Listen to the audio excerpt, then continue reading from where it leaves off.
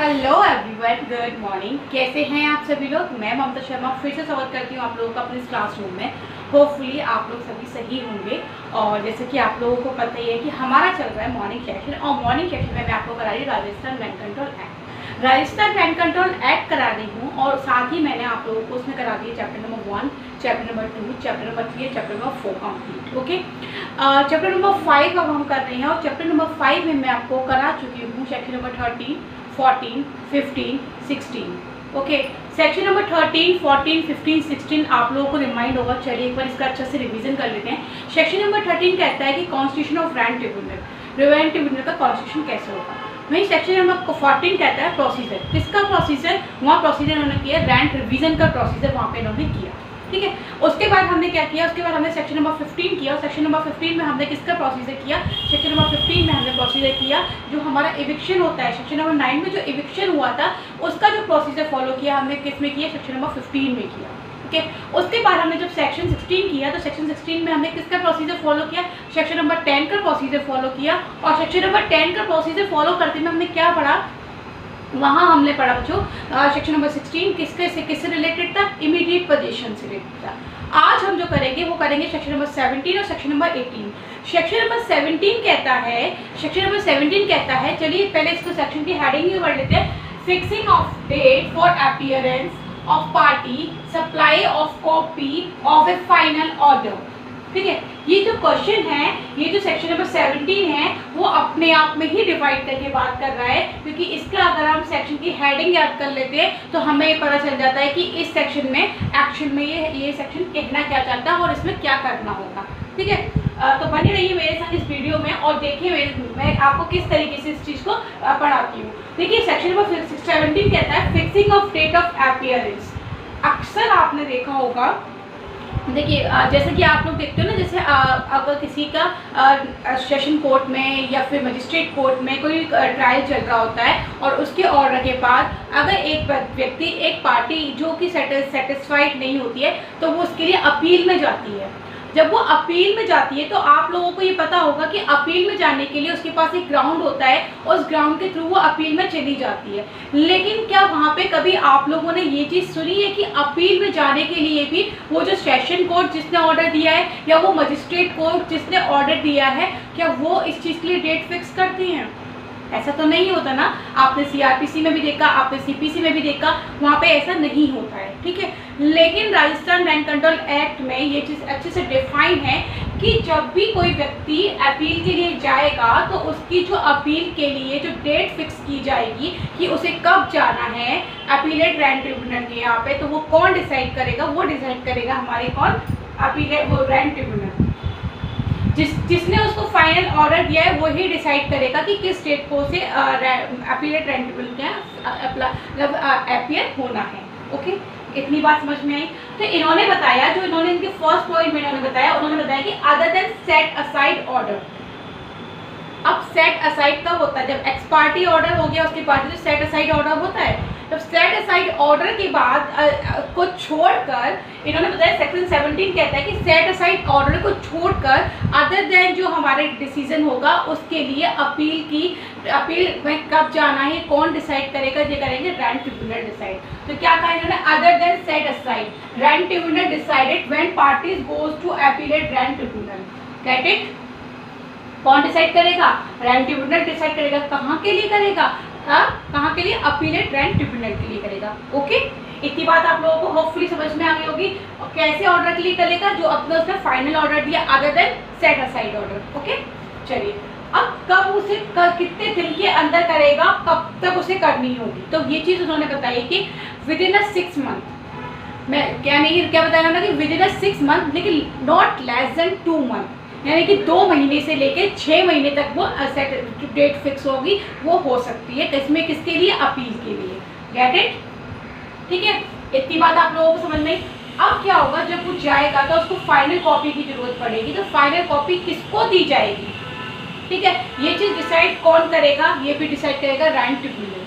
जिसके फेवर में बात कही गई है उसको कॉपी दी जाएगी, साथ ही उस व्यक्ति को जिसके अगेंस्ट में दी गई है उसको कॉपी दी जाएगी। ठीक है, अब इन्होंने कहा कि मान लीजिए कि किसी ऑर्डर पर ऐसा डिसीजन हुआ है जो पार्टली एक पार्टी के पक्ष में है और पार्टली दूसरी पार्टी के पक्ष में है। पार्टली अगर ऑर्डर होते हैं तो यहाँ पे इनको क्या करना होगा कि दोनों ही पार्टीज को कॉपीज देनी पड़ेगी उस डिसीजन की, उस ऑर्डर की जो इन्होंने किसने रैंक ट्रिब्यूनल ने पास किया। ओके, रैंक ट्रिब्यूनल ने जो ऑर्डर पास किया उसकी कॉपी किसको देंगे? दोनों पार्टी को जो उनके फेवर में जो इस तरीके का भी ऑर्डर हुआ है। ठीक है, तो बोथ पार्टीज को दी जाएगी। उसके बाद वो कॉपी पे सील लगाएगा, साइन करेगा, देन उसके बाद वो लोग कहाँ जाएंगे? अपीलेट रैंक ट्रिब्यूनल के यहाँ जाएंगे। इतनी बात इन्होंने बताई सेक्शन नंबर 17 के अंदर। होपफुली आप लोगों को ये चीज समझ में आ गई होगी। ठीक है, उसके बाद हम बात करते हैं सेक्शन नंबर 18 की, which is related to jurisdiction, यानी कि क्षेत्राधिकार के बारे में बात करता है कि किसके पास ये क्षेत्राधिकार होगा कि वो जाए और जाकर के अपना केस फाइल करे। ठीक है, कहाँ? अगर मान लीजिए एक लैंडलॉर्ड के बीच में और टेनेंट के बीच में कोई डिस्प्यूट होता है तो वो व्यक्ति कहाँ जाएगा, किस जुरिडिक्शन में जाएगा, ये चीज़ डिफाइन की गई है सेक्शन नंबर 18 में। ओके, जैसे जुरिडिक्शन आप पढ़ते हो सीआरपीसी में, जैसे जुरिडिक्शन आप पढ़ते हो सीपीसी में, आपको याद होगा जुरिडिक्शन हम सीपीसी में कहाँ पढ़ते हैं, कौन से सेक्शन से पढ़ते हैं? सेक्शन 15 से लेके सेक्शन 20 तक हम पढ़ते हैं ना जुरिडिक्शन की बात। उसी तरीके से जुरिडिक्शन की बात की गई है सेक्शन नंबर 18 में। ओके, इतनी बात आप लोगों को समझ में आ गई। ठीक है, तो कहाँ पढ़ते हैं हम सीपीसी में जुरिडिक्शन? सीपीसी में हम जुरिडिक्शन पढ़ते हैं कहाँ से कहाँ तक? सेक्शन नंबर 15 से लेके सेक्शन नंबर 20 तक। ओके, सेक्शन नंबर 15 से लेके सेक्शन नंबर 20 तक पढ़ते हैं। ठीक है, और इसके अलावा हम सीआरपीसी में पढ़ते हैं। सीआरपीसी में बताएगा कोई मुझे कि कहाँ से कहाँ तक पढ़ते हैं हम जुरिडिक्शन? बताएगा कोई मुझे? 180 से लेके आगे आप बताइएगा कहाँ से कहाँ तक पढ़ते हैं पूरा। ठीक है, चलिए सेक्शन नंबर 18 कहता है जुरिडिक्शन की बात, और जुरिडिक्शन कहाँ से कहाँ तक होगा, जुरिडिक्शन क्या होगा, कैसे होगा, चलिए वो बताते हैं। सेक्शन नंबर 18 कहता है हमारा कि अगर किसी भी लैंडलॉर्ड और टेनेंट के बीच में कोई डिस्प्यूट होता है या प्रीमाइसेस खाली कराने के लिए या रहने के लिए, रेंट का रिवीजन के लिए या किसी भी चीज़ अपील के लिए, तो वो जुरिडिक्शन क्या होगा? वो जुरिडिक्शन वो होगा जहाँ पे प्रीमाइसेस सिचुएटेड होगा। ओके, जहाँ प्रीमाइसेस सिचुएटेड होगा और साथ ही जहाँ प्रीमाइसेस सिचुएटेड होगा उसका जो रैंक ट्रिब्यूनल होगा वो उसका जुरिडिक्शन होगा। उस रैंक ट्रिब्यूनल में वो जा सकेगा किसके लिए? जो उनके बीच में डिस्प्यूट हुआ है उसके लिए। क्या वो सिविल कोर्ट में जा सकता है? जी नहीं, यहाँ पे आंसर होगा नो। ये राजस्थान का जो एग्ज़ाम होता है RGS का क्वेश्चन है। अगर किसी पे लैंडलॉर्ड और टेनेंट के बीच में कोई डिस्प्यूट होता है तो वो डिस्प्यूट को लेके कहाँ जाएंगे? नंबर 1 सिविल कोर्ट में, नंबर 2 क्रिमिनल कोर्ट में, नंबर 3 रैंक ट्रिब्यूनल में, या नंबर 4 एनी अदर कोर्ट में। क्या होगा इसका आंसर? इसका आंसर होगा रैंक ट्रिब्यूनल के अंदर। ठीक है, आंसर नंबर 3 हो जाएगा इसका, रैंक ट्रिब्यूनल के अंदर वो जाएंगे। यहाँ सिविल कोर्ट को यहाँ बार कर रहा है। ठीक है, इतनी बात आप लोगों को समझ में आ गई कि जो होगा ओनली रैंक ट्रिब्यूनल होगा, not a civil court. Okay, इसके बाद इन्होंने बताया कि रैंक, मान लीजिए कि कहीं पर अगर रैंक ट्रिब्यूनल जो उन्होंने बनाए हुए हैं वो अप्लाई नहीं होते हैं, यानी कि हमारा Rajasthan rank control act apply नहीं हो रहा है, तो क्या होगा, है ना? तो क्या होगा? तो इन्होंने बताया कि वहाँ पे चैप्टर नंबर 3, जैसा कि मैंने आपको बताया था चैप्टर नंबर 3 है ना, सेक्शन मैंने आपको बताया था सेक्शन नंबर 3, और उसमें मैंने आपको बताया था चैप्टर 2 और चैप्टर 3 अप्लाई नहीं होगा। राइट, आपको बताया था सेक्शन नंबर 3 में मैंने सेक्शन नंबर 3 करिएगा, यहाँ पे चैप्टर नहीं सेक्शन नंबर 3 करिएगा। सेक्शन नंबर 3 में मैंने आपको बताया था जहाँ पर चैप्टर 2 और चैप्टर 3 अप्लाई नहीं होगा तो वहाँ पे कौन सी कंडीशन होगी? एक तो वो चीज़ फॉलो हो जाएगी। कितनी कंडीशन बताई थी मैंने वहाँ पे आपको? वहाँ मैंने आपको 11 कंडीशन बताई थी। ठीक है, जिसमें से 3 तो ऑलरेडी रिपील थी, उसके बाद हमें करनी थी, वो मैंने आपको कंडीशन बताई थी। उस कंडीशन में वो अप्लाई होगा। इन केस वो नहीं है तो क्या अप्लाई होगा? तो वहीं पे इन्होंने बताया सेक्शन 3 में कि अगर ये Rajasthan rank control act apply नहीं होता है तो वहाँ पे क्या अप्लाई होगा? टीपी अप्लाई हो सकता है, कॉन्ट्रैक्ट अप्लाई, टीपी अप्लाई हो सकता है, और कॉन्ट्रैक्ट टीपी क्या ट्रांसफर प्रॉपर्टी एक्ट अप्लाई हो सकता है, कॉन्ट्रैक्ट एक्ट अप्लाई हो सकता है। अगर वो भी अप्लाई नहीं हो रहा है तो क्या होगा, जो राजस्थान का लोकल एक्ट होगा, वहाँ का जो भी लोकल एक्ट होगा वो उस पर अप्लाई हो जाएगा। Get it? ठीक है, तो होपफुली आप लोगों को समझ में आ गया होगा कि मैं आपको समझाने की क्या कोशिश कर रही हूँ कि ज्यूरिडिक्शन कैसे होता है। ओनली रैंक ट्रिब्यूनल में जा सकता है, सिविल कोर्ट में नहीं जा सकता।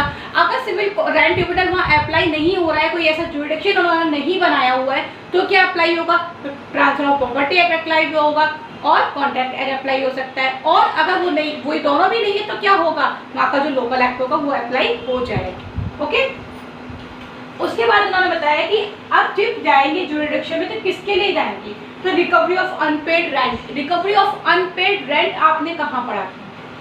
रिकवरी ऑफ अनपेड रेंट हमने पढ़ा था सेक्शन नंबर 9 के 1 में, जहाँ पे 4 महीने का किराया ड्यू हो गया था।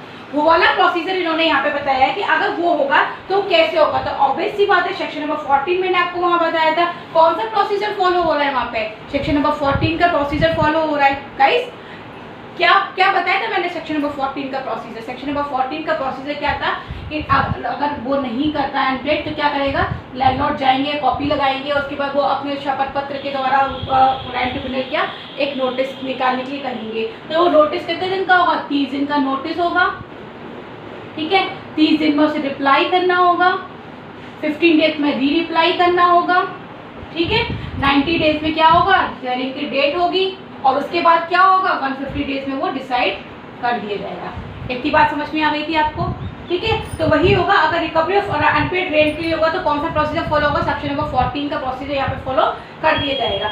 अब मान लीजिए चैप्टर नंबर 2 और चैप्टर नंबर 3 सिविल कोड है, तो सिविल कोड बताएगा कि कौन सा।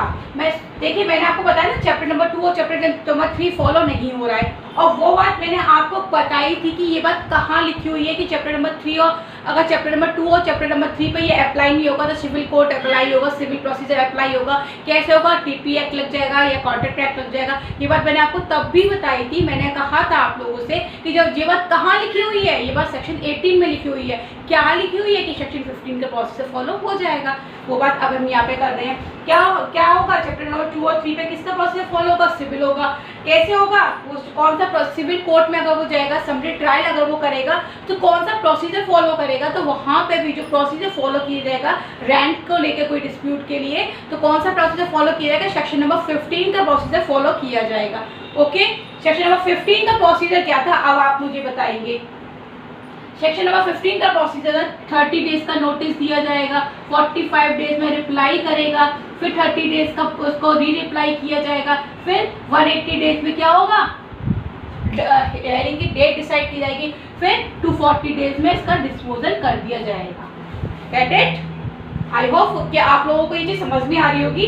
ठीक है, उसके बाद हम बात करते हैं कि क्या करेगा पिटीशन फाइल। अब ये कह रहे हैं कि ये पिटीशन फाइल जो की जाएगी वो कहाँ की जाएगी, वो ज्यूरिडिक्शन है कहाँ, जो मैंने आपको 1 लाइन में स्टार्टिंग में बता दिया, वही जो उसका लोकल ज्यूरिडिक्शन होगा।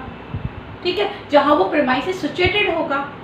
ओके, जो वो प्रेमाइसेस सिचुएटेड होगा, जहाँ वो उसका लोकल ज्यूरिडिक्शन होगा, वहाँ वो अप्लाई कर दिया जाएगा, वहाँ वो पिटीशन का फाइल कर देगा। ठीक है, जैसे मान लीजिए राजस्थान में जयपुर के अंदर कोई डिस्प्यूट है, तो जयपुर का जो भी जयपुर के अंदर जो जयपुर के अंदर जो रेंट ट्रिब्यूनल बनाया जाएगा, वहाँ पे ये चीज़ क्या कर दी जाएगी, वहाँ पे पिटीशन फाइल की जाएगी। यानी कि जयपुर के रेंट डिस्प्यूट से रिलेटेड कोई उस जगह, तो जयपुर में ही वहाँ उसका क्या किया जाएगा, जयपुर में ही उसको पिटीशन फाइल कर दी जाएगी। ना कि अगर जयपुर का मामला तो राजस्थान का केस है, तो ऐसा तो नहीं होगा ना कि बीकानेर चले जाएँ, है ना। ये नहीं हो सकता कि डोसा चले जाए, ऐसा नहीं हो सकता ना। जयपुर में है तो जयपुर में ही इसका अप्लाई किया जाएगा।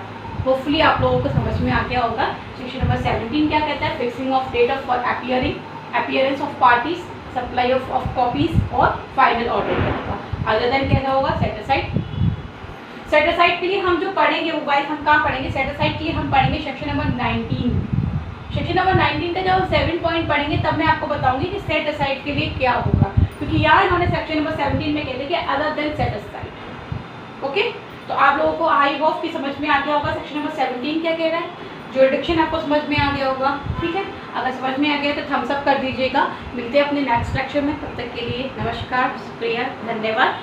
हंसते रहिए, मुस्कुराते रहिए, साथ ही प्यार बांटते रहिए और सम्मान कीजिए सबका और असम्मान लेते रहिए। Thank you so much.